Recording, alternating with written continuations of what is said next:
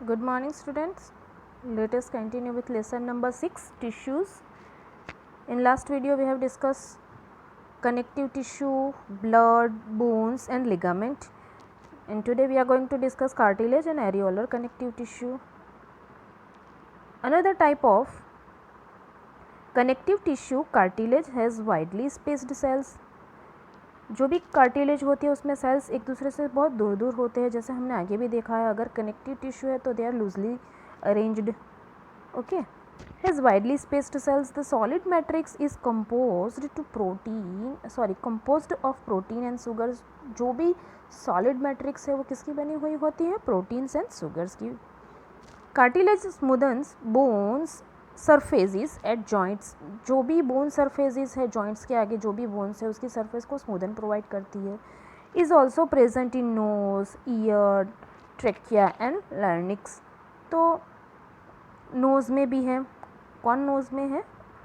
Cartilage. हमारे जो years है, ट्रेकिया और लैरिंक्स, मतलब जो भी थ्रोट का जो ऊपर का जो पोर्शन होता है ना उसको लैरिंक्स बोलते हैं.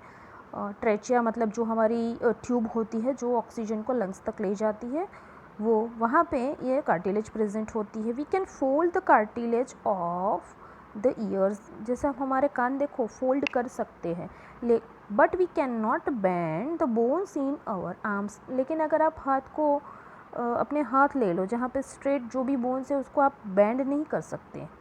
ठीक है. Think of how the two tissues are different. तो ये दोनों डिफरेंट टाइप के टिश्यू है, क्योंकि बोन में तो कौन था? जैसे हमने बोन वाला देख लिया, देखो यहाँ पे वहाँ की मैट्रिक्स कैसी थी? हार्ड मैट्रिक्स थी, है ना. देखो connective tissue,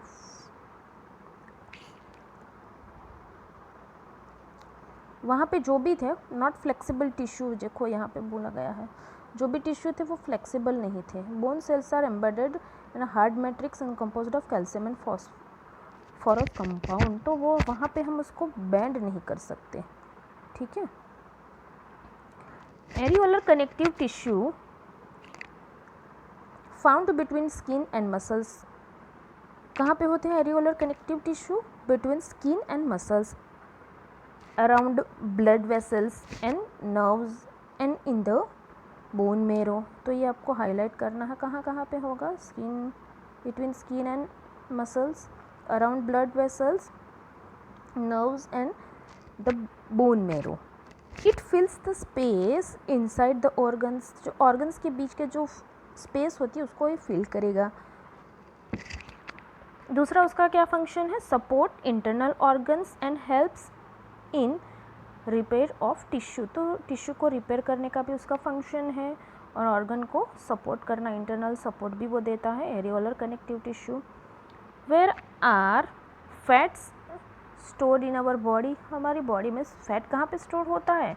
fat storing adipose tissue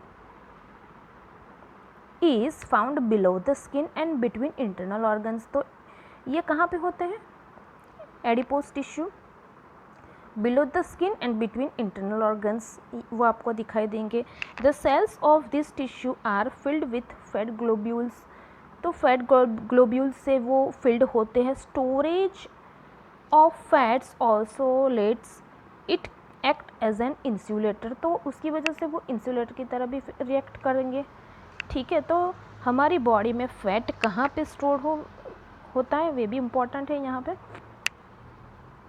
fat stored adipose tissue is found below the skin and between internal organs. तो ये आपको हाईलाइट करना है. ठीक है. वो कई बार इंसुलेटर की तरह भी एक्ट करेगा.